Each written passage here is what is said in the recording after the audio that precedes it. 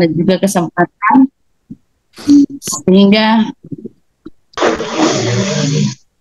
kita dapat menyelenggarakan Zoom dalam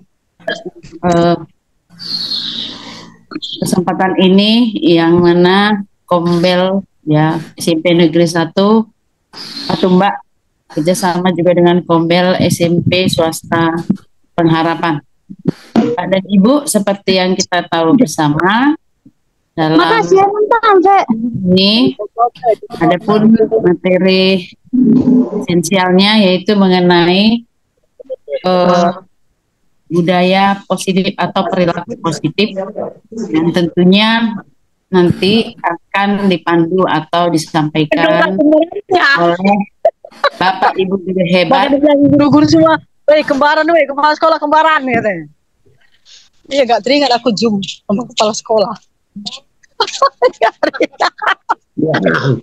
Ya, betul yang ketawa itu. Ya, tolong ya, Bapak dan Ibu, kita sama-sama jaga etika kita dalam Zoom kita sore hari ini. Bapak dan Ibu, seperti yang saya sampaikan tadi, untuk materi di dalam Zoom kita sore ini tentang budaya positif atau perilaku positif. Karena sekolah itu merupakan wadah pembentukan karakter siswa. Nah, dalam membiasakan budaya positif di sekolah, tentu akan dapat membentuk karakter peserta didik yang positif dalam kehidupan bermasyarakat tentunya. Nah, kemudian bahwa budaya positif itu mengandung nilai-nilai atau keyakinan-keyakinan, kebiasaan-kebiasaan yang di sekolah itu berpihak kepada murid. Dilakukan juga agar murid dapat berkembang menjadi pribadi yang kritis, penuh hormat, tanggung jawab. Karena tujuan membangun perilaku atau budaya positif di sekolah itu, ya, tujuan utamanya adalah menumbuhkan karakter anak. Bapak dan Ibu, mudah-mudahan ya, kegiatan kita ini dapat nanti berdaya guna, tentunya dapat kita terapkan di dalam sekolah kita masing-masing. Pada Bapak dan Ibu, saya mohon supaya dengan aktif mengikuti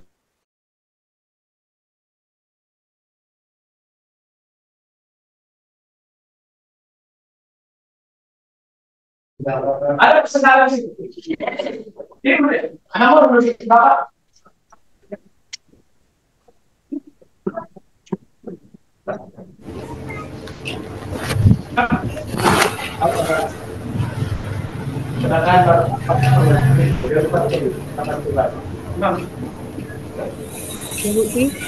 Bapak.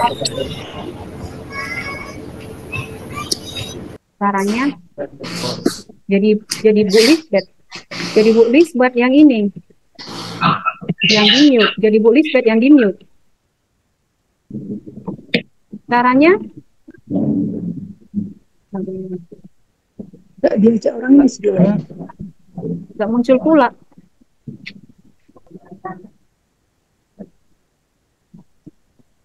Nggak muncul ininya, bentar lihat dulu ya. Kayaknya aku ini.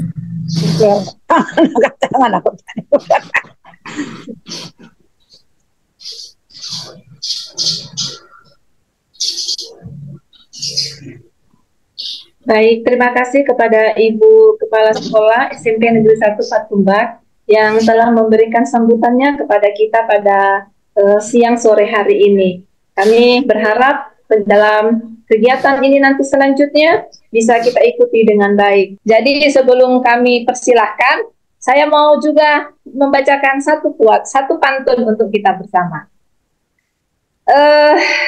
Datang pemburu menangkap itik. Cakep. Buah pepaya enak dikonsumsi. Cakep. Untuk ibu guru yang paling cantik, saya persilahkan memulai presentasi. Iya. Hui. Khusus saya ada pantunnya ya Bu San ya. Nah, silakan Ibu. Saya Soal juga pantun tadi- nggak diragukan ini. Ya, baik. Saya sapa sekali lagi teman-teman semua, rekan-rekan Bapak Ibu guru. Kita lanjutkan pemaparan materi dari kami.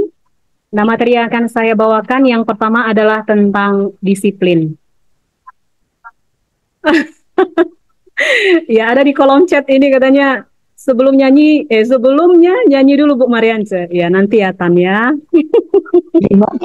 Kalau disuruh nyanyi 3 jam pun aku berani Tan. Oke, kita lanjut ya Bapak Ibu, hanya intermezzo ya. Nah, materi yang akan saya bawakan yang pertama adalah tentang disiplin. Kenapa kita penting membahas tentang disiplin? Ya, disiplin itu adalah salah satu bagian penting, hal penting dari budaya positif gitu. Itu adalah inti dari yang kita bicarakan di sore hari ini. Maka kita perlu kaji kembali apa sebenarnya yang dimaksud dengan disiplin. Di sini sudah ada, kita bisa baca bersama. Kata disiplin itu sering sekali dikaitkan dengan tata tertib, gitu ya, keteraturan dan kepatuhan pada peraturan yang ada, yang berlaku.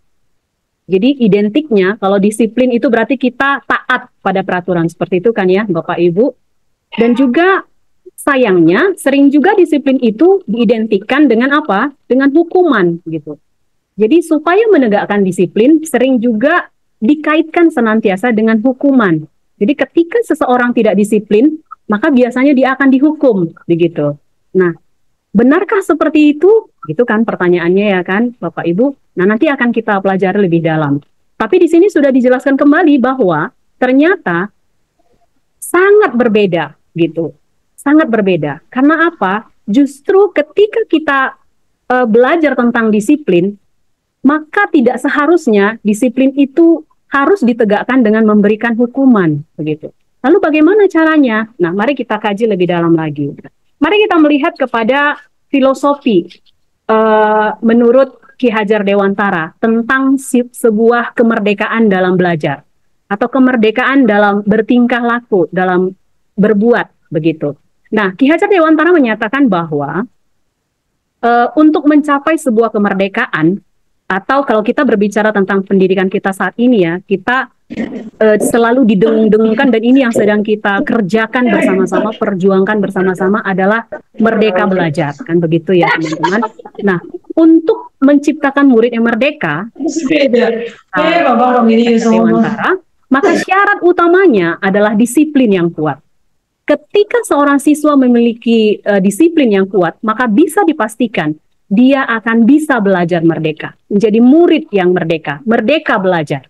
Begitu. Jadi tanpa dipaksa, tanpa harus dirayu-rayu, tanpa harus dibujuk-bujuk, kalau dia sudah memiliki disiplin yang kuat, maka dia akan belajar sendiri.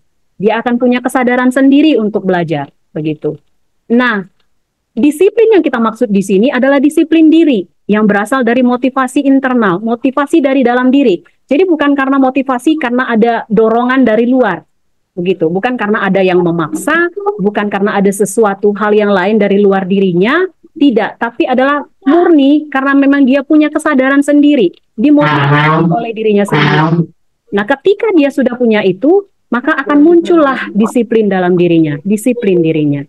Nah, ketika kita, bagaimana sebaliknya? Ketika kita tidak memiliki motivasi internal, maka disinilah akhirnya apa? Kita memerlukan pihak lain untuk mendisiplinkan kita.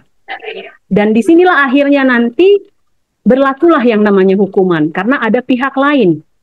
Begitu. Tapi ini bukanlah hal yang harus kita kejar, bukan ini yang harus kita wujudkan. Yang mau kita wujudkan adalah disiplin diri yang muncul karena adanya motivasi internal dari murid-murid kita yang kita didik, kita ajari di sekolah.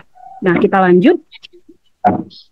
Merdeka menurut Ki Hajar Dewantara itu artinya adalah bukan hanya terlepas dari perintah, tapi juga kecakapan untuk memerintah diri sendiri. tadi kita sudah belajar ya kan teman-teman, Bapak Ibu yang hebat, Bapak Ibu hebat, bahwa dalam teori kontrol, bahwa sesungguhnya tidak ada satu orang pun dari luar diri kita yang bisa mengontrol diri kita. Diri kita sendirilah yang bisa mengontrol kita. Sekuat apapun orang mempengaruhi kita, kalau kita punya prinsip yang kuat, maka itu nggak akan mampu mengubahkan kita. Nah, begitulah orang-orang yang merdeka. Jadi dia terlepas dari perintah. Dia tidak perlu diperintah, dia akan melakukan sesuatu yang dia anggap memang itu kewajibannya. Tanpa diperintah, dia akan melakukan segala sesuatu yang menjadi tanggung jawabnya. Begitu. Jadi dia memerintah dirinya sendiri, bukan orang lain. Dia tidak mengizinkan orang lain untuk memerintah dirinya. Begitu. Jadi ada atau tidak ada peraturan, ada atau tidak ada orang lain yang mengawasi, ada atau tidak ada orang lain yang memberikan perintah, ia akan mengerjakan sendiri apa yang menjadi kewajibannya, apa yang menjadi tanggung jawabnya. Nah, pastikan kualitas ini yang kita harapkan dari anak-anak didik kita, dari murid-murid kita. Seperti itu. Nah, bagaimana caranya untuk menciptakannya? Nah, inilah yang akan kita pelajari lagi lebih lanjut. Nah, selanjutnya,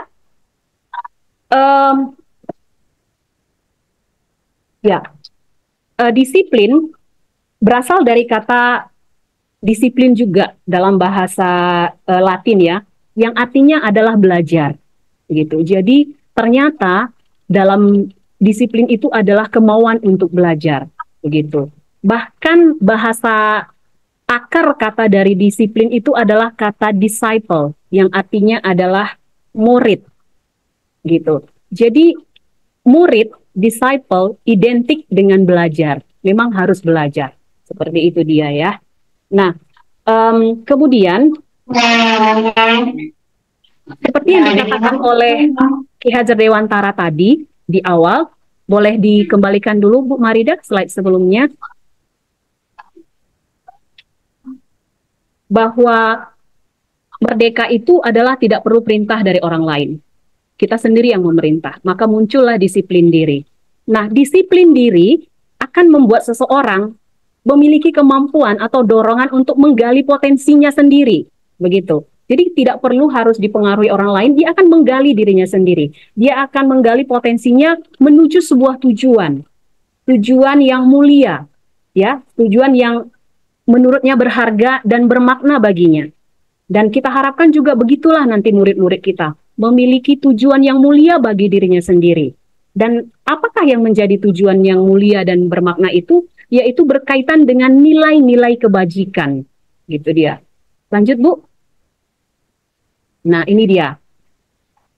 Yang menjadi tujuan mulia yang ingin dicapai oleh setiap pribadi yang sudah memiliki disiplin itu pastinya adalah nilai-nilai kebajikan yang universal, yang berlaku di mana saja. Nah, di sini kita perhatikan, nilai-nilai kebajikan adalah sifat-sifat positif manusia yang merupakan tujuan mulia yang ingin dicapai setiap orang. Gitu dia. Pastinya kan setiap orang tidak ingin gitu ya menjadi orang jahat, pasti tidak ada. Pasti setiap pribadi punya nilai-nilai kebajikan yang sama, bahwa tanggung jawab itu adalah baik, bahwa kejujuran itu adalah baik, bahwa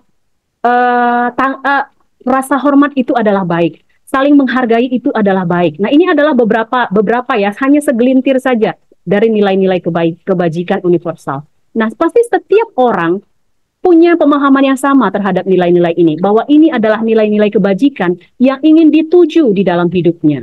Begitu dia. Nah, maka itu juga lah yang ingin kita tanamkan kepada anak-anak kita, anak-anak didik kita, bahwa mereka memiliki nilai-nilai kebajikan di dalam diri mereka, dan kita arahkan dalam setiap perbuatannya, tingkah lakunya kepada nilai-nilai kebajikan itu, hingga akhirnya muncullah motivasi internalnya, muncullah motivasi dari dalam dirinya. Dia tidak didorong oleh hal-hal yang dari luar, tapi apa? Tapi karena dia punya nilai-nilai kebajikan yang ingin ditujunya, yang ingin dicapainya. Nah, tadi pun kita sudah belajar ya Bapak Ibu, bahwa setiap perbuatan manusia, apapun yang dilakukan orang, setiap orang pasti ada tujuannya. Itu tadi sudah sempat kita bahas, pasti ada tujuannya. Memiliki tujuan. Nah, harapannya anak-anak kita, murid-murid kita menjadikan nilai-nilai kebajikan inilah yang menjadi tujuan mulia yang ingin dicapainya. Seperti itu. Maka kita sebagai pendidik disinilah peran kita dengan terus mengingatkan, memahamkan, membagikan, mengingatkan, mendengung-dengungkan kepada murid-murid kita akan nilai-nilai kebajikan yang harus mereka miliki, yang harus mereka dengar dulu orang ini berbicara, dan dijadikan menjadi tujuan dalam hidupnya untuk dicapai ini. Nah, berkaitan dengan pendidikan kita, sistem pendidikan nasional kita di sekarang ini, kita juga punya nilai-nilai kebajikan yang ingin dicapai melalui sistem pendidikan kita saat ini, melalui kurikulum Merdeka yang sudah kita kerjakan sampai sekarang ini. Dan itu dikenal dengan apa? Dengan profil pelajar Pancasila. Nah, inilah tujuan mulia dari pendidikan nasional. Inilah tujuan mulia dari proses belajar mengajar yang kita kerjakan. Nilai-nilai dalam profil pelajar Pancasila inilah yang harus kita tanamkan dalam setiap anak didik kita, dalam setiap murid-murid kita. Nah, apa-apa saja profilnya, apa-apa saja nilai-nilai kebajikannya itu ada di sini ya, Bapak Ibu. Saya yakin kita semua pasti sudah tahu, gitu ya, bahwa nilai-nilai yang ingin kita capai dari murid-murid yang kita didik adalah apa? Murid yang seperti apa? Yang beriman, bertakwa, berakhlak mulia, mandiri, bernalar kritis, berkebinekaan global, bergotong royong, dan kreatif. Inilah nilai-nilai kebajikan yang kita harapkan dimiliki oleh murid-murid kita. Ya, kita lanjut. Itu sedikit tentang disiplin, mengapa penting disiplin bagi seorang murid. Jadi harapannya adalah menegakkan disiplin, kita harus menggerakkan motivasi dirinya, motivasi internalnya. Jadi bukan motivasi dari luar, karena kenapa? Motivasi dari luar itu biasanya bersifat sementara, tidak bertahan. Tapi ketika ada motivasi internal, maka itu akan terus bertahan, bahkan bisa dipertebal seiring dengan pertumbuhan, perkembangan dari murid kita masing-masing. Nah, selanjutnya kita akan mari mengenali tentang teori motivasi perilaku manusia. Nah, ada 3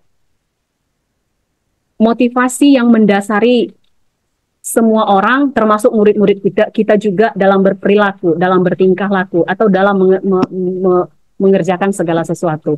Nah, yang pertama itu adalah ada yang disebut dengan untuk menghindari ketidaknyamanan. Jadi sering kali kita, karena kita bicara, kita sebagai guru, kita bicara murid ya Bu ya, iya Pak ya, kita berbicara murid-murid kita. Seringkali murid-murid kita itu, dia disiplin, dia patuh, kenapa? Karena menghindari hukuman, gitu.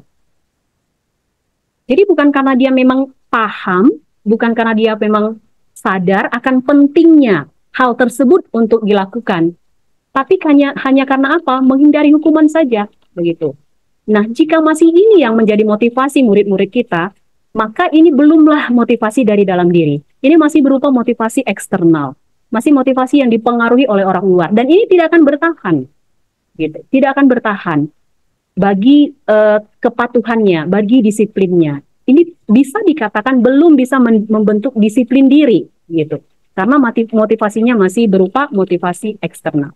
Kemudian yang kedua adalah untuk mendapatkan penghargaan, gitu, supaya dihargai, untuk mendapatkan imbalan. Nah, kalau aku nanti begini, aku akan dapat ini, begitu kira-kira. Oh, aku nanti kalau melakukan ini, pasti dipuji sama ibu guru, begitu kira-kira. Jadi tetap masih motivasi eksternal. Terima kasih Bu Ayu, ya kita minum, diminum sambil ya. Nah, jadi belum merupakan motivasi dari dalam. Jadi ketika murid kita pun sering sekali melakukan sesuatu supaya dipuji oleh gurunya, atau supaya dipuji oleh temannya, atau supaya dia mendapatkan hadiah, mungkin karena gurunya memberikan hadiah begitu bagi anak-anak yang seperti ini. Misalnya nih, ibu akan memberikan hadiah bagi siswa yang mengerjakan tugas tepat waktu. Nah, misalnya begitu. Maka anak-anak akan semangat tuh mengerjakan. Karena apa? Karena mendapatkan imbalan. Nah, sekarang pertanyaannya, apakah ketika guru memberikan tugas tapi tidak ada penghargaannya, murid akan sesemangat itu? Saya tidak dapat jamin. Gitu ya kan Bapak Ibu? Maka ini belumlah merupakan hal yang baik jika masih ini yang menjadi motivasi dari murid-murid kita dalam mengerjakan segala sesuatu. Dan ini yang perlu kita evaluasi, kita perlu identifikasi dari anak-anak kita. Apa yang mendorongnya untuk melakukan segala sesuatu? Seperti tadi yang sudah kita pelajari di sebelumnya, berkaitan juga dengan teori kebutuhan. Kebutuhan apa yang ingin dipenuhinya ketika dia mengerjakan segala sesuatu? Apakah untuk survival? Apakah untuk mendapatkan kekuasaan, kebebasan? Itu juga merupakan kebutuhan-kebutuhan, imbalan-imbalan, penghargaan-penghargaan yang diperolehnya. Dan itu yang mendorongnya untuk melakukan segala sesuatu. Dan itu sekali lagi masih bersifat motivasi eksternal. Nah, yang terakhir dan ini yang paling penting untuk kita tanamkan bagi murid-murid kita, yaitu apa? Adanya motivasi untuk menghargai diri sendiri. Begitu dia, menjadi sesuatu atau seseorang atau menjadi pribadi yang seperti yang kita harapkan, diri kita harapkan. Jadi kita harus tanamkan kepada murid-murid itu, dia inginnya jadi pribadi yang seperti apa. Begitu. Boleh juga kita tanyakan, kamu pengennya jadi seorang yang seperti apa? Pengen nggak jadi orang yang bertanggung jawab? Seperti itu kira-kira. Jadi kita tanyakan. Saya yakin ketika bertanya begitu, anak-anak itu akan berpikir, oh iya ya. Lalu kita bantu menjelaskan, menjadi bertanggung jawab itu baik begini-begini. Maka dia akan semakin paham. Maka sedikit demi sedikit nilai itu akan tertanam dalam dirinya. Dan itulah yang menggerakkannya untuk mengerjakan segala sesuatu, bukan lagi untuk menghindari hukuman, bukan lagi untuk mendapatkan imbalan atau penghargaan, tapi adalah memang karena dia menghargai dirinya sendiri, karena dia punya nilai yang ingin dia capai, karena dia ingin menjadi pribadi seperti yang dia harapkan. Nah, inilah tujuan dari disiplin positif. Inilah motivasi internal. Motivasi internal inilah yang ingin kita tumbuhkan dalam diri setiap murid-murid kita, sehingga akhirnya tercapailah tujuan dari disiplin positif tersebut. Itu untuk teori motivasi perilaku manusia. Kita lanjutkan ya Bapak Ibu, kita kepada hukuman dan konsekuensi. Beberapa waktu yang lalu, beberapa tahun yang lalu mungkin keren ini istilah ini ya. Keren istilah ini dan sering kita gunakan untuk menegakkan disiplin bagi murid-murid kita. Bagi murid kita di kelas yang kita ampu, yaitu hukuman dan konsekuensi. Kerennya tuh bahasanya reward and punishment, gitu kan ya Bapak Ibu. Akan diberikan hadiah bagi anak-anak yang baik, yang mengerjakan tugas, yang mengerjakan sesuai dengan perintah atau kesepakatan, dan akan diberikan hukuman bagi orang yang tidak mengerjakan atau melanggarnya. Nah, tapi sebelum ke sana, kita mau melihat dulu perbedaan antara hukuman dengan konsekuensi. Sebelum kita membandingkan antara hukuman, konsekuensi, dan penghargaan. Mari kita lihat dua hal ini dulu. Ada hukuman, ada konsekuensi. Nah, kira-kira yang mana yang baik yang untuk kita terapkan dalam menegakkan disiplin bagi anak-anak kita, bagi murid-murid kita? Mari kita melihat perbedaannya terlebih dahulu ya Bapak Ibu ya. Mari kita melihat hukuman. Biasanya hukuman itu bersifat sepihak, begitu. Jadi pihak penghukum akan memberikan hukuman dan pihak yang dihukum hanya bisa menerima, mengerjakan apa yang dihukumkan padanya, seperti itu. Jadi tidak ada kesepakatan seperti itu ya. Tidak ada kesepakatan. Hukuman itu tidak terencana, sering sekali tidak terencana. Jadi istilahnya dapat di situ gitu. Hingga kadang hukuman itu nggak nyambung dengan kesalahan anak-anak kita. Kesalahannya A, hukumannya B, gitu. Jadi nggak sinkron. Jadi itu salah satu ketidakefektifan dari hukuman. Sangat tidak berhubungan, berkaitan antara hukuman dengan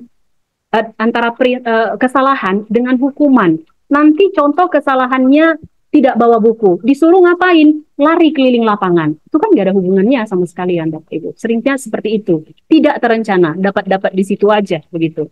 Kemudian bersifat satu arah. Jadi hanya penghukum memberikan kepada yang dihukum gitu. Guru memberikan hukuman dan murid hanya bisa menerima tanpa ada kesepakatan, tidak boleh deal-dealan begitu ya.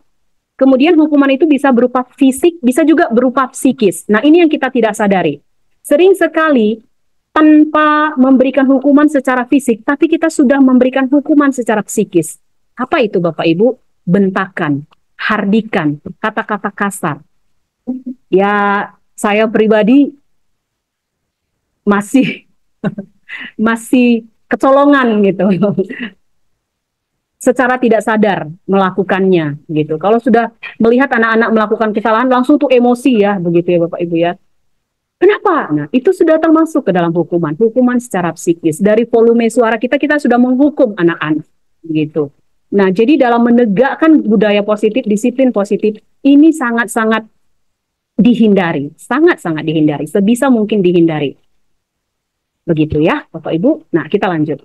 Mari kita melihat perbedaan antara hukuman dan konsekuensi. Hukuman itu biasanya adalah sesuatu yang menyakitkan, yang harus terjadi. Jadi kita merasa kalau anak-anak itu kita terapkan hal yang menyakitkan, maka dia akan jerah. Nah, gitu.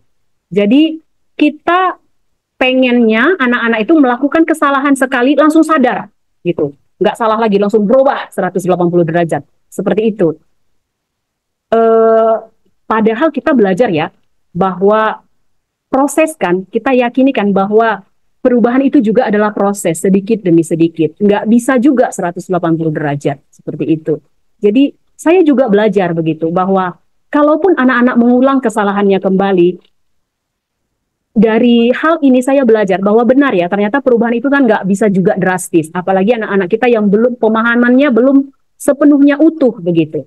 Nah, pasti akan ada proses sedikit demi sedikit gitu. Yakinlah Bapak Ibu, kalaupun anak-anak melakukan kesalahan yang sama, pasti sudah ada motivasi yang berbeda. Ada pemahaman yang bertambah dalam pemikirannya, dalam pola pikirnya, dan itu yang perlu kita selidiki. Jadi walaupun perbuatannya masih tetap salah, tapi coba pahami bahwa pola pikirnya sudah berbeda, setidaknya beberapa persen, dan itu sudah termasuk perubahan. Itu sudah proses mengubah dia menjadi pribadi yang ingin mencapai tujuan-tujuan mulia yang dimilikinya tadi. Begitu. Nah, kita lanjutkan. Hukuman itu biasanya sesuatu yang menyakitkan. Jadi begitu ya Bapak Ibu ya. Kita pikir kalau anak-anak sudah merasakan sakit dari hukuman, maka dia akan berubah, jerak, begitu. Nah, sementara kalau konsekuensi adalah memang segala sesuatu yang memang harusnya terjadi, begitu. Jadi kalau seorang anak melakukan kesalahan, nah apa yang seharusnya terjadi kalau dia tidak melakukan kesalahan? Nah, itu yang harus dilakukannya. Sederhananya contohnya, contoh si A meminjam buku si B. Ternyata saat diperlukan di sekolah, bukunya ini tidak dibawa si A, ketinggalan di rumah. Maka apa yang harus dilakukan si A untuk membayar kesalahannya? Bisa saja contoh si A mencari buku yang lain, yang sama, untuk dipinjamkan kembali ke si B. Nah, seperti itu dia. Jadi kesalahan itu diperbaiki untuk menjadi sesuatu yang memang harusnya terjadi. Begitulah konsekuensi. Kemudian yang berikutnya, hukuman itu biasanya membuat anak sakit. Nah, ini tadi yang sudah kita pelajari bersama. Fisik maupun psikis ya, hati. Dan ini perlu kita ingat ya Bapak Ibu, tidak dalam jangka waktu yang sebentar loh. Dalam jangka waktu yang lama. Gitu. Lama, bahkan sampai dia dewasa, bisa saja dia ingat, dan itu menjadi hal yang menyakitkan baginya. Kita pun pasti punya, sebagai guru pun kita pasti punya pengalaman-pengalaman pahit, menyakitkan ketika kita di sekolah, dan kita pasti tidak ingin mengulangi hal itu untuk murid-murid kita. Nah, sementara kalau konsekuensi itu hanya membuat anak-anak merasa tidak nyaman dalam jangka waktu yang pendek, gitu. Jadi sementara saja, tidak sampai membuat dia sakit berlama-lama. Begitu. Lah, kalau dia nggak sakit berlama-lama, apa bisa berubah? Bisa. Karena apa? Karena kita memberikan pemahaman lagi kepadanya. Kita tidak memberikan hukuman, kita memberikan konsekuensi yang disepakati bersama. Bahkan kadang konsekuensi itu munculnya, bukan kadang, kita harapkan konsekuensi itu munculnya dari anak-anak. Apa yang dilakukannya untuk memperbaiki kesalahannya. Seperti itu kira-kira bentuk konsekuensi. Kemudian, dengan hukuman, anak-anak bisa menjadi membenci kedisiplinan, anti-disiplin. Seperti itu. Karena apa? Karena terlalu sering merasa sakit akibat hukuman. Gitu. Jadi dia menjadi antipati terhadap kedisiplinan. Sedangkan kalau konsekuensi, dia mulai belajar untuk menghargainya. Belajar menghargai disiplin. Kemudian, kalau hukuman itu bersifat paksaan, memaksa. Gitu. Sekarang, lari keliling lapangan. Seperti itu kan. Nggak boleh, anak-anak nggak boleh melawan kan, seperti itu. Kalau mereka melawan, kita tambah marah lagi, biasanya begitu. Nah, sementara konsekuensi itu adalah stimulus dan tanggapan. Kita memberikan stimulus, kamu kan sudah melakukan seperti ini. kamu kan contoh ke kasus yang tadi, kamu kan pinjam buku si B, waktu dia perlu kamu tidak bawa. Lalu apa yang kamu lakukan untuk menolong si B? Dia butuh buku itu. Nah, kemudian nanti si A akan memberikan tanggapan. Gitu. Oh iya ya Bu, ya udah Bu, saya cari buku yang lain aja lah. Nah, seperti itu kira-kira. Jadi ada stimulus yang kita berikan dan anak-anak murid menanggapinya. Jadi konsekuensi itu hadir dari mana? Dari kesepakatan. Gitu. Bahkan usahakan dari muridnya gitu. Jadi dia yang memikirkan gitu. Sehingga apa? Sehingga bisalah nanti dia ke hal yang di atas. Dia menghargai disiplin itu gitu. Nah, untuk kemudian hari nantinya dia pasti akan lebih menghargai ketika dia meminjam buku temannya. Begitu kira-kira ya. Nah, kemudian selanjutnya hukuman itu akan mendorong anak menyakiti dirinya sendiri gitu ya, menyakiti dirinya sendiri. Ya, menyakiti diri sendiri dengan membenci dirinya yang sudah melakukan kesalahan itu juga termasuk menyakiti dirinya sendiri gitu. Jadi ketika anak-anak dihukum, dia pasti kesal pada dirinya sendiri gitu kan, dan itu akan menyakiti dirinya lagi, lebih lagi menyakitinya. Kemudian konsekuensi itu tidak, justru mendorong anak agar mudah menyesuaikan diri gitu dia. Ya, jadi dia bisa menyesuaikan kepada kesalahan yang dilakukannya dengan memikirkan konsekuensi yang akan dilakukannya. Kemudian dengan hukuman ini akan membentuk konsep diri yang buruk dari seorang murid. Iya ya, aku itu memang salah ya, aku itu nggak beres ya, makanya aku dihukum seperti itu. Tapi kalau konsekuensi, kita membentuk konsep diri yang baik. Kenapa? Karena kita meminta murid kita untuk memikirkan jalan keluar, gitu, memikirkan solusi dari permasalahan yang dilakukannya, gitu. Kemudian karena ada hukuman, biasanya anak-anak akhirnya apa yang dilakukannya? Menyembunyikan kesalahannya, berbohong.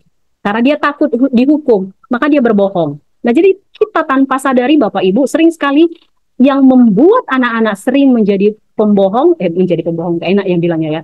Jadi berbohong itu adalah kebiasaan-kebiasaan kita ketika kita memberikan hukuman kepada mereka. Jadi mereka tidak mengakui kesalahan mereka, gitu.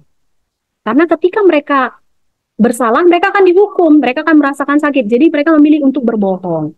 Nah, sementara dengan konsekuensi, tidak. Kenapa? Karena dia tahu, oh ya, kalau aku salah, paling aku nanti akan disuruh memikirkan jalan keluar untuk menyelesaikan masalahku. Begitu. Untuk membantu orang yang terkena dampak dari masalah yang kubuat. Seperti itu. Jadi, dengan hal ini, maka anak belajar untuk mematuhi peraturan pada waktu selanjutnya. Begitu. Nah, selanjutnya anak-anak akan menjadi apa dengan hukuman? Marah, merasa bersalah, dipermalukan, dan tidak dihargai. Jadi sangat apa ya, merusak mental dari murid-murid ketika dia menerima hukuman. Gitu. Sedangkan kalau konsekuensi, dia akan kehilangan hak, tapi untuk sementara. Kehilangan hak untuk sementara. Contohnya, anak-anak terlambat nih masuk ke dalam kelas, gitu kan? Anak-anak terlambat masuk ke dalam kelas di pagi hari, gitu. Karena mungkin dia ke kamar mandi atau apa. Nah, kemudian konsekuensinya apa? Karena dia terlambat kelas, maka nanti ketika istirahat dia juga harus belakangan keluar. Nah, itu konsekuensi Bapak Ibu, karena dia membayar. Ini sesuatu yang harus terjadi. Jadi kalau waktu belajar 30 menit, ya memang harus 30 menit. Kalau dia masuk telat 5 menit, maka dia harus keluar lewat 5 menit. Seperti itu. Karena memang seperti itu yang harus terjadi. Nah, dia memang kehilangan hak 5 menit. Tapi hanya untuk sementara itu saja. Begitu. Setelah itu kan tidak. Setelah dibayarnya itu akan selesai. Memang dia tidak dibuat nyaman. Memang dia diasingkan selama 5 menit. Teman-temannya sudah istirahat, dia belum. Tapi hanya untuk sementara. Seperti itu dia. Jadi dia tidak marah. Bahkan di dalam 5 menit itu dia pasti akan muncul dalam pikirannya, oh iya ya, nggak enak begini, nanti jangan begini lagi lah. Pasti itu yang muncul. Jadi kesadaran akan pentingnya untuk mematuhi peraturan. Dia belajar untuk mematuhi peraturan. Seperti itu. Oke, kita lanjut. Nah, mari Bapak Ibu, saya mengajak kita semua, ini boleh di open mic-nya ya. Di open mic-nya, nanti saya akan tunjuk salah satu guru untuk menjawab. Bisa kan di open mic-nya Bapak Ibu? Bisa saya dijawab? Bisa. Bisa ya? Nah, mari kita melihat bersama-sama. Dari pernyataan-pernyataan ini ada 1, 2, 3, 4, 5, 6, 7. Ada 7 kita akan ini identifikasi mana dari pernyataan ini yang hukuman atau konsekuensi. Kita coba yang pertama, mencatat 100 kali di dalam buku, saya tidak akan terlambat lagi karena terlambat ke sekolah. Siapa yang menjawab? Silakan raise hand, Bapak Ibu. Ini termasuk hukuman atau konsekuensi ya? Nggak ada yang mau jawab ya? Tidak ada yang raise hand ya? Iya. Nggak ada ya? Masih belajar, Bu. Hukuman, Bu. Apa? Udah. Ya, hukuman. Ya, boleh di kolom chat juga boleh ya. Ya, hukuman. Ada yang menjawab hukuman. Ada lagi? Nggak ada? Penjarahan, Bu. Apakah saya sendiri di ruangan ini? Itu jawabannya di kolom chat itu Bu Mariance. Oh iya, di kolom chat. Oke, Iya. saya minta Pak Hairul. Pak Hairul menjawab hukuman. Silakan Pak, coba. Kenapa ini termasuk hukuman, Pak? Pak Hairul. Ya, Bu, karena ini memberikan apa ya istilahnya? Halo? Iya, saya dengar, Pak. Bisa di open mic-nya, Pak, biar kita lihat wajahnya. Open cam-nya. Bu, saya belum bisa menghilangkan iya. background dari pelatihan sebelumnya, Bu. Jadi agak ini ya. Iya. Ini. Ah. Oke, Pak, silahkan, Pak. Tuh. Oh iya, ini dia Pak Hairul. Ya, sama. Bergabung. Masih terganggu sama background sebelumnya, Bu ya? Iya, Pak. Mm. Ya, silakan Pak. Mencatat 100 kali. Gimana? Ya, ini termasuk hukuman atau konsekuensi dan coba sampaikan alasannya, Pak. Ya, hukuman karena tidak merupakan kesepakatan antara guru dan siswa, hanya guru sendiri, itu berarti hukuman. Maaf, Bu, itu mungkin sudah disampaikan sama rekan kita, Bu. Apa suaranya kayak mana, Mar? Apa katanya? Nggak jelas. Sudah disampaikan. Ya, jadi hukuman ya. Iya, hukuman. Iya, oke, Pak. Terima kasih Pak Hairul. Kita lanjut ke nomor 2. Lari mengelilingi lapangan basket 2 kali karena terlambat hadir di sekolah. Ini hukuman atau konsekuensi ya, Bapak Ibu? Hukuman. Ya, masih hukuman. Ada yang menjawab hukuman? Ya, hukuman. Ibu Faujia hukuman. Ibu, ya hukuman. Kita setuju ini hukuman semua ya, Bapak Ibu? Iya, hemat suara semua ini kayaknya peserta ini ya. Ya, Bu. Halo? Ya, Halo? oke. Ya, kita Halo? setuju bahwa ini adalah hukuman gitu ya. Karena nggak ada hubungannya ya Pak ya, terlambat, kemudian disuruh mengelilingi lapangan gitu. Apa hubungannya, apa korelasinya gitu ya. Kemudian yang ketiga, murid diminta untuk push up 15 kali karena tidak menggunakan masker ke sekolah. Ini hukuman atau konsekuensi Pak, Ibu? Iya, hukuman juga. Hukuman. Ada yang menjawab berbeda? Iya. Kita sepakati ya bahwa ini adalah juga hukuman. Nah, yang berikutnya, menggantikan kertas tugas teman yang telah dicoret-coret. Ini hukuman atau konsekuensi? Konsekuensi. Iya. Nah, inilah salah satu konsekuensi. Betul, Bapak Ibu. Inilah salah satu contoh konsekuensi. Jadi ingat tadi konsekuensi itu adalah segala sesuatu yang memang seharusnya terjadi. Jadi ada murid yang mencoret-coret kertas temannya. Maka apa konsekuensinya? Ya dia harus menggantinya, gitu. Mengganti kertas itu ke keadaan semula. Karena udah dicoret, nggak mungkin jadi coret. Maka dia harus mengganti kertas yang baru. Begitu. Itulah konsekuensi. Jadi anak-anak ketika melakukan itu kan dia tidak merasa malu, tidak merasa dihukum, seperti itu kan. Nah, kemudian yang berikutnya, membersihkan tumpahan air di meja tulis karena tersenggol pada saat belajar. Ini hukuman atau konsekuensi? Konsekuensi. Iya, Ivo dengan cepat menjawab konsekuensi. Iya, benar. Ini juga begitu. Jadi ini juga adalah contoh konsekuensi. Ketika siswa murid menumpahkan air, maka apa yang harus dilakukannya untuk memperbaiki kesalahannya? Apa yang memang seharusnya terjadi? Maka dia harus membersihkan tumpahannya, gitu. Jadi jangan menumpahkan air, dihukum apa? Berdiri di depan kelas pegang kuping. Kan nggak nyambung itu kan, Bu, Pak? Begitu kira-kira. Nah, kemudian selanjutnya, meminta murid tidak memakai tidak mengenakan sepatu seharian di sekolah karena tidak mengenakan sepatu hitam. Nah, ini bagaimana? Jadi karena anaknya tidak pakai sepatu hitam, disuruh nggak boleh pakai sepatu. Ini hukuman atau konsekuensi ya Bapak Ibu? Hukuman, Bu. Hukuman. Konsekuensi atau hukuman? Hukuman. Ayo. Ayo. Iya, ini juga masih termasuk hukuman Bapak Ibu. Hukuman. Iya, tetap hukuman.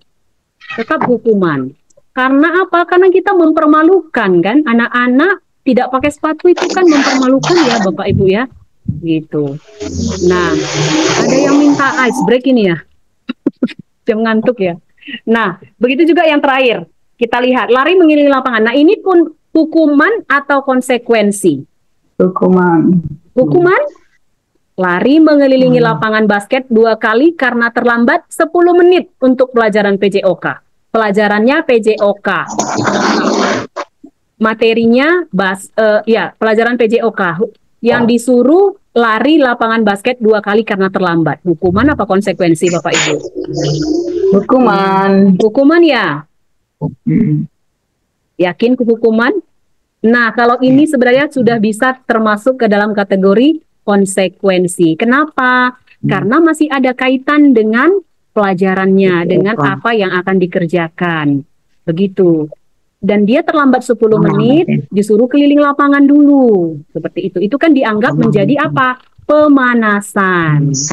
Karena sebelumnya pun murid-murid melakukan pemanasan sebelum pelajaran penjas. Demikian ya kan ya Pak Polta ya. Kebetulan Pak Polta ini guru penjas. Gitu. Nah, baik kita lanjut Bapak Ibu ke slide berikutnya. Kita cepatkan saja ya, karena waktu kita juga sudah agak ini. Nah, ini dia. Kita masuk kepada yang tadi, hukuman dan penghargaan. Reward and punishment. Ya, hadiah dan hukuman. Nah, mari kita pelajari. Sering sekali kita menganggap bahwa hukuman itu adalah negatif, reward, penghargaan adalah positif. Tapi kali ini kita mau belajar bahwa justru hukuman dan penghargaan tidak ada bedanya. Sama-sama bukan hal yang baik untuk menerapkan disiplin. Itu Bapak Ibu. Jadi kita jangan sampai berpikir bahwa dengan memberikan reward akan memunculkan disiplin bagi anak-anak kita. Bisa menegakkan disiplin bagi anak-anak kita. Tidak. Kenapa bisa demikian? Mari kita melihat hal ini satu persatu. Ya. Mari kita melihat hal ini satu persatu. Yang pertama adalah yaitu pengaruh jangka pendek dan jangka panjang. Nah, penghargaan kita tadi di awal sudah sempat membicarakan sedikit tentang teori motivasi, bahwa ketika seseorang melakukan sesuatu karena adanya imbalan, karena adanya penghargaan, maka itu termasuk kepada apa? Motivasi eksternal. Jadi karena ada penghargaan lah dia melakukannya. Nah, ketika tidak ada penghargaan, apakah dia masih melakukannya? Belum tentu. Atau bahkan dia tidak peduli. Bisa jadi justru tidak peduli. Begitu dia. Jadi seperti itulah ketidakefektifan dari penghargaan. Jadi kita mari melihat ini lebih jeli ya, lebih hati-hati ya Bapak Ibu. Nah, di sini dikatakan hukuman penghargaan itu hanya akan efektif kalau dia berlaku untuk jangka waktu yang pendek. Misalnya untuk apa? Lomba. Hanya untuk lomba. Gitu. Tapi kalau lomba yang memang langsung selesai gitu ya. Ada 8. Lomba lari, nah dikasih penghargaan bagi yang menang, udah selesai kan? Gitu. Tapi kalau untuk perubahan yang berkelanjutan untuk jangka waktu yang panjang, penghargaan bukanlah hal yang efektif. Itu dia. Nah, jika digunakan dalam waktu yang panjang, penghargaan ini jika digunakan dalam waktu yang panjang akan membuat orang tersebut justru bergantung pada penghargaan tersebut. Gitu. Jadi ketika tidak ada penghargaan, dia tidak akan melanjutkan lagi apa yang dilakukannya, hal baik yang dilakukannya, disiplin yang dilakukannya. Begitu dia. Nah, yang kedua, nah ini juga yang paling menarik, bahwa ternyata penghargaan itu justru bersifat menghukum. Mengerikan sekali ya Bapak Ibu ya. Penghargaan itu justru menghukum. Menghukum siapa? Menghukum orang-orang yang tidak dapat penghargaan. Itu dia. Jadi ada orang-orang, contoh kita ibaratkan saja, anak-anak kita mengharapkan akan menang nih, akan mendapatkan penghargaan. Mana ada contohnya juara lah ya, contoh juara. Dia sudah berusaha keras gitu ya. Karena apa, nanti yang juara satu akan dapat hadiah, dipanggil di depan di barisan seperti itu. Ternyata dia dapat juara 2. Maka itu akan penghargaan yang didapatkan oleh juara 1 itu akan menjadi hal yang menyakitkan bagi jam itu kan ada jamnya. Itu akan menghukum dirinya karena dia tidak bisa mendapatkannya. Gitu dia. Jadi ketika kita tidak mendapatkan penghargaan itu justru akan membuat kita merasa terhukum, terhakimi karena menyakitkan bagi kita. Seperti itu ya Bapak Ibu. Nah, kemudian kita lanjutkan bahwa penghargaan itu mengurangi ketepatan. Gitu. Jadi dengan adanya penghargaan, sering sekali, kenapa mengurangi ketepatan? Karena sering sekali fokus kita akhirnya kepada apa? Kepada penghargaan. Gitu. Dan apa yang diminta oleh orang yang akan memberikan penghargaan, sehingga tidak memunculkan idealisme kita dalam mengerjakan segala sesuatu. Jadi kita hanya fokus pada apa? Syarat-syarat atau ketentuan-ketentuan yang diberikan oleh orang yang akan memberikan penghargaan kepada kita. Jadi idealisme kita, ketelitian kita, kreativitas kita itu akan berkurang begitu. Nah, yang selanjutnya penghargaan itu tidak efektif, sama hampir mirip dengan yang jangka panjang ya, tidak efektif. Saya kasih contoh begini, ketika si A di kelas 7, wali kelasnya memberikan reward bagi siswa yang tidak pernah absen, gitu dia. Maka dia termotivasi nih, oh iya, aku mau pengen dapat hadiah gitu. Jadi dia nggak pernah absen selama di kelas 7. Nah ternyata di kelas 8, wali kelasnya yang baru tidak menerapkan reward ini. Wali kelasnya ya hanya bilang, ya jangan absen. Kenapa? Supaya pembelajarannya tidak tertinggal, seperti itu. Dan tidak memberikan penghargaan. Maka apa yang terjadi pada si A? Saya yakin kerajinannya untuk hadir di sekolah pasti akan menurun. Pasti akan berkurang. Begitu. Jadi dia seperti itu. Jadi tidak efektif penghargaan itu, Bapak Ibu. Tidak efektif. Apalagi dalam jangka waktu yang panjang. Dan yang berikutnya adalah apa? Bahwa ternyata penghargaan itu bisa merusak hubungan. Kenapa? Karena akan memunculkan kecemburuan sosial. Gitu dia. Jadi akan ada kecenderungan anak-anak atau murid-murid yang tidak mendapatkan penghargaan akan cemburu, akan iri pada teman-temannya yang mendapatkan penghargaan. Sehingga akhirnya hal ini apa? Akan merusak hubungan antar mereka. Apalagi anak-anak kita ini kan tahap berpikirnya kan masih sangat ini ya, sederhana ya Bapak Ibu ya. Kita mungkin orang-orang dewasa bisa gitu ya, tidak melihat bahwa ketika si A mendapat penghargaan saya tidak, itu tidak akan merusak hubungan kami, itu tidak akan merusak hubungan kita. Tapi dalam dunia anak-anak kan ini masih sangat-sangat berpengaruh seperti itu ya. Nah, inilah tentang hukuman dan penghargaan. Kita cepat saja ya Bapak Ibu, kita lanjut kepada yang terakhir adalah keyakinan keras.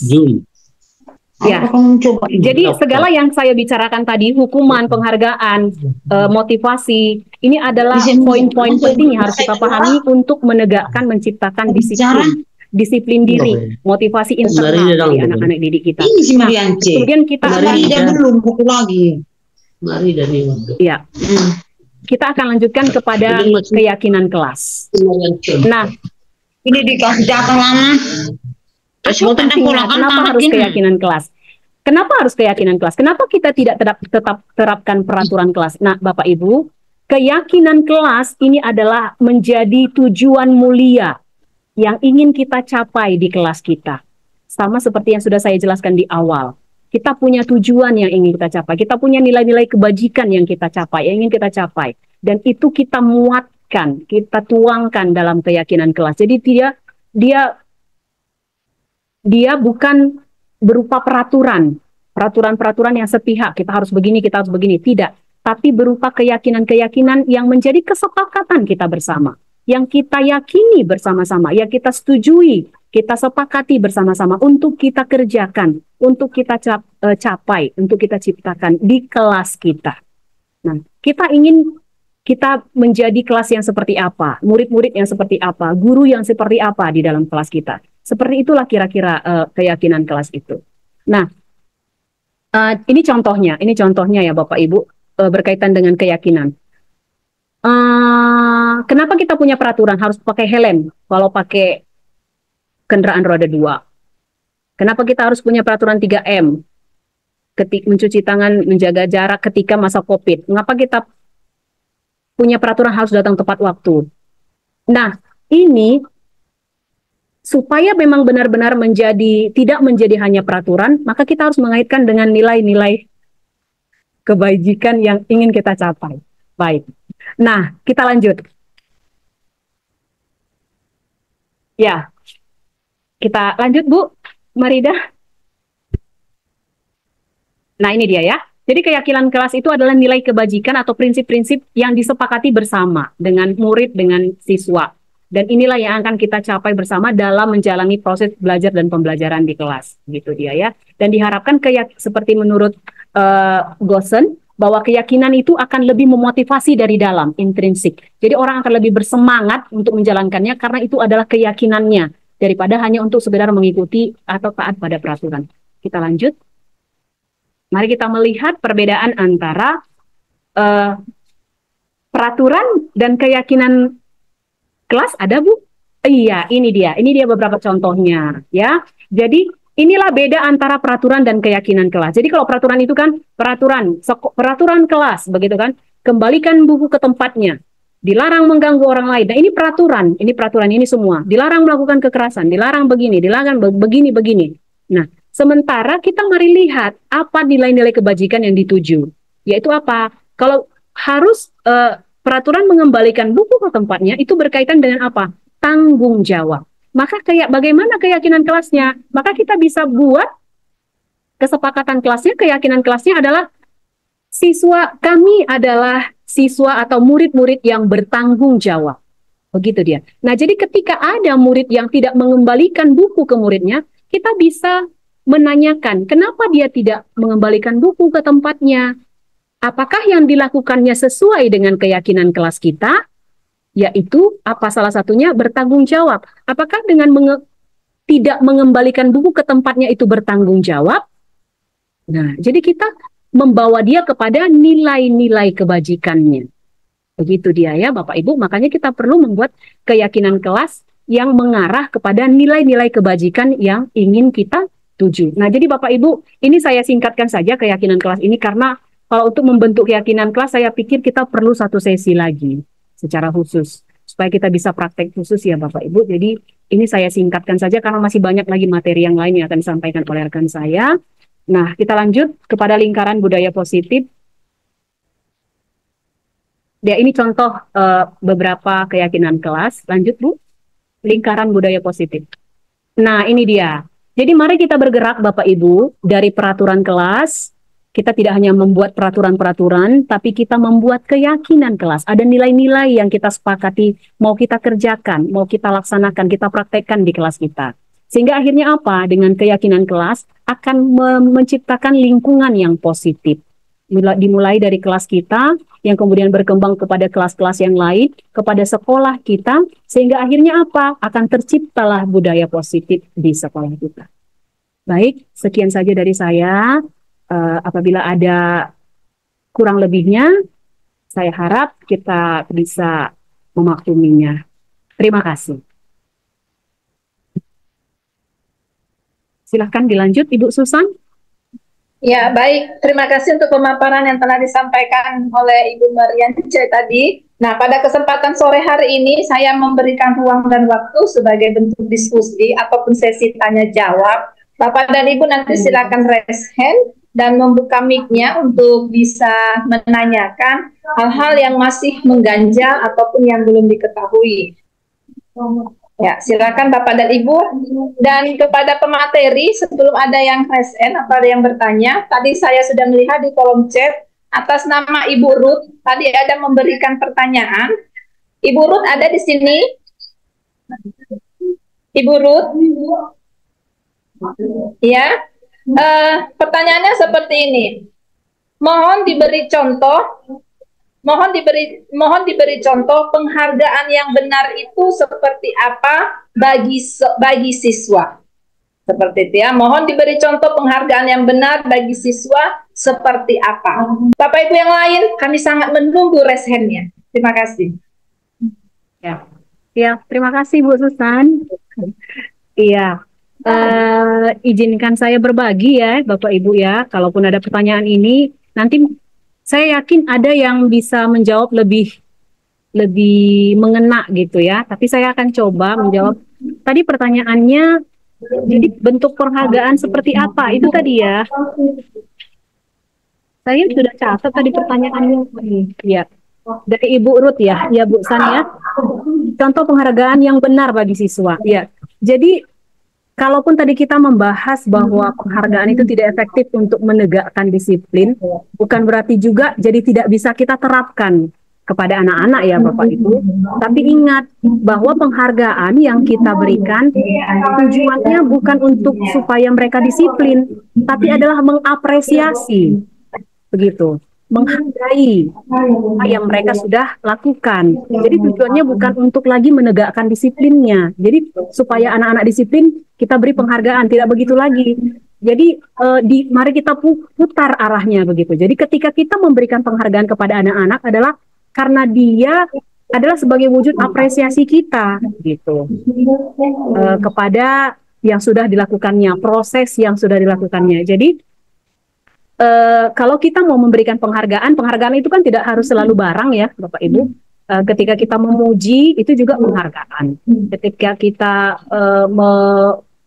memuji lah ya, memuji anak-anak seperti itu ya, itu juga penghargaan. Nah itu sangat baik diberikan kepada anak-anak. Nah tapi akan sangat lebih baik lagi kalau apabila kita memberikan penghargaan atau apresiasi, itu sebaiknya kita berikan secara khusus gitu.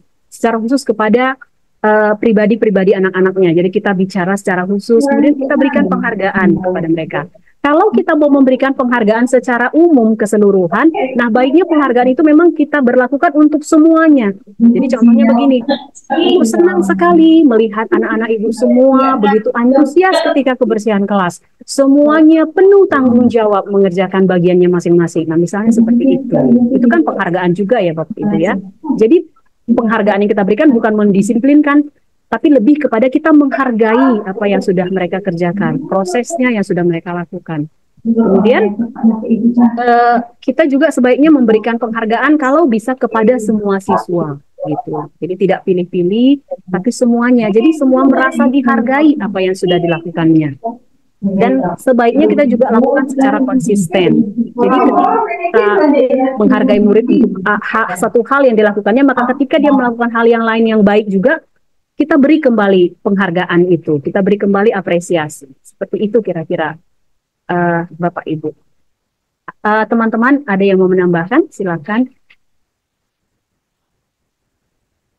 Ya, terima kasih Bu Mariance untuk pemaparannya sama kita pada sore hari ini.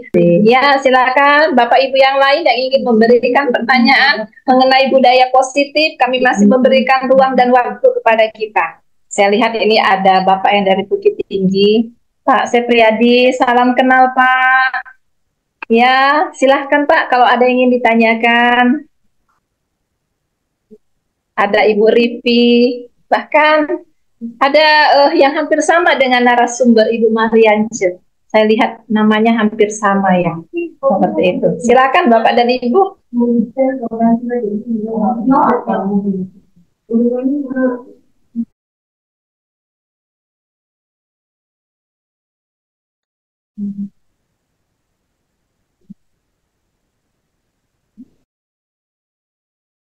Ini dari Ibu Siti, katanya gini, gimana ini menangani siswa yang berulang-ulang melanggar disiplin? Wah, saya rasa ini bukan hanya kita tujukan untuk 3 narasumber, kepada Bapak Ibu yang lain, ayo kita saling sharing. Gimana ini caranya menangani siswa yang berulang-ulang melanggar disiplin? Seperti itu. Mari kita berbagi, Bapak dan Ibu, secara khusus kepada narasumber, kami persilakan.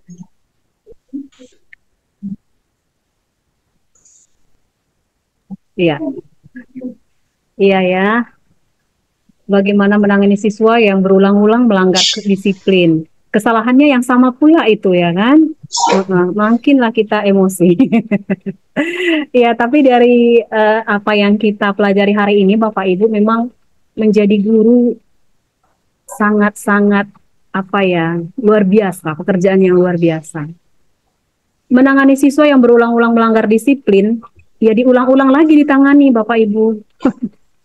Diterapkan kembali segitiga restitusinya. Bosan? Ya. Capek? Ya. Tapi yakinlah, kita tetap yakini bahwa tidak hari ini, suatu saat nanti, itu akan terekam di alam bawah sadarnya. Dan itu akan membentuk dia, menanamkan nilai-nilai kebaikan di dalam dirinya. Jadi mungkin di masa sekarang belum terlalu berdampak, membuat dia terlalu berubah, begitu langsung berubah. Tapi yakini bahwa yang kita lakukan ini dampaknya adalah ke depan. Jadi segitiga restitusi itu bukan hanya mengharapkan anak-anak langsung berubah 100%. Tidak. Jadi memang proses.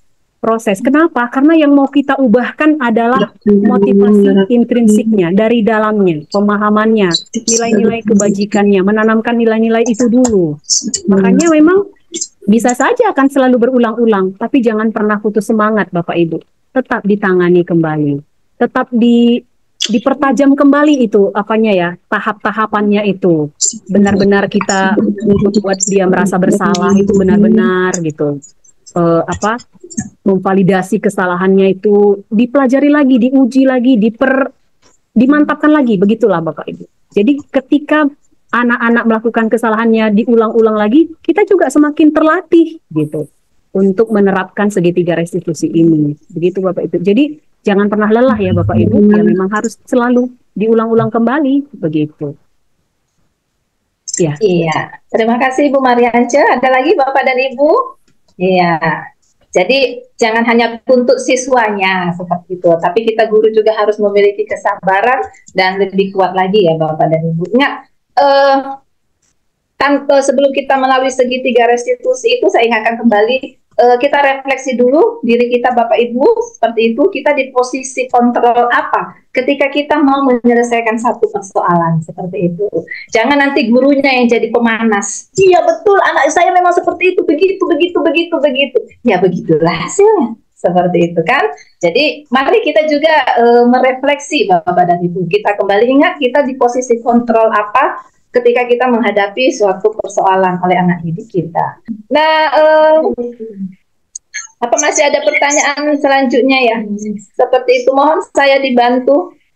Seperti itu. Kalau untuk kapan sertifikatnya dibagikan, ditunggu ya Bapak dan Ibu. Kita dari tim akan segera membagikannya nanti di email. Makanya kita minta email ya, masing-masing Bapak dan Ibu, seperti itu. Kalau untuk link presensinya kita sudah terbitkan kembali Bapak dan Ibu. Tolong dilihat kembali, di scroll ke atas. Seperti itu. Ada pertanyaan yang lain? Mohon saya dibantu untuk melihatnya di kolom chat. Atau ada raise hand juga boleh Bapak dan Ibu?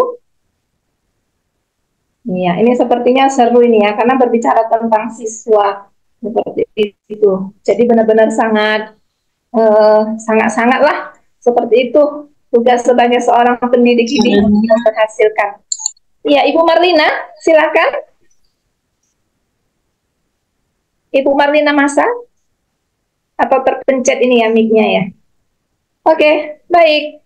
Kalau sudah tidak ada lagi Bapak dan Ibu, mungkin presentasi pada hari ini sudah kita cukupkan dulu.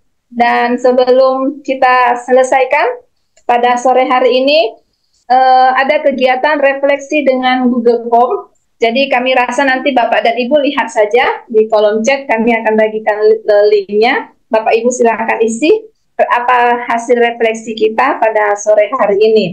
Kita hampir saja menyelesaikan daripada sesi webinar ini. Nanti tinggal tersisa satu kegiatan lagi, yaitu sesi foto. Jadi kami mohon kepada Bapak dan Ibu, silakan mempersiapkan diri, beri wajah yang terbaiknya. Dan sambil Bapak Ibu mempersiapkan, saya juga akan buat satu pantun. Badan gemuk, banyak lemak, seperti saya. Kalau lebaran, buat ketupat. Terima kasih sudah menyimak, semoga webinar ini semakin mantap. Baik, Bapak Ibu.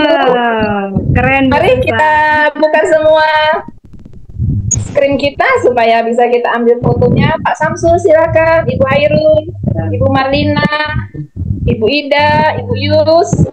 Ya, biar ada dokumentasi terakhir kita ya Bapak dan Ibu. Oke. Baik, kalau nanti Pak 2-3 kali ya Pak, dan di kode seperti apa?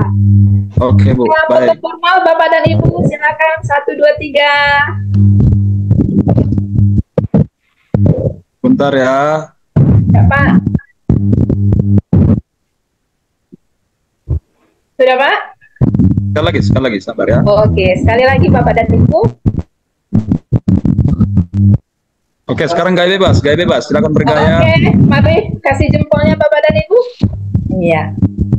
1, 2, 3. 1, 2, 3. Oke, thank you. Oke, baiklah Bapak dan Ibu. Demikian pada sore hari ini webinar kita, Mentari Senja telah tenggelam, hujan turun mulai terjatuh. Saya tutup kasih dengan salam. Wassalamualaikum warahmatullahi wabarakatuh. Shalom, salam kebajikan. Cakep. Silakan.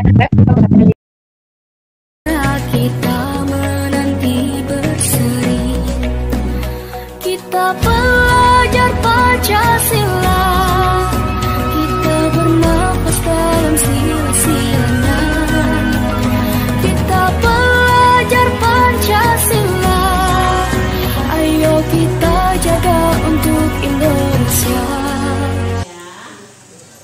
Tahu nggak Intan kenapa dipanggil? Nggak tahu ya.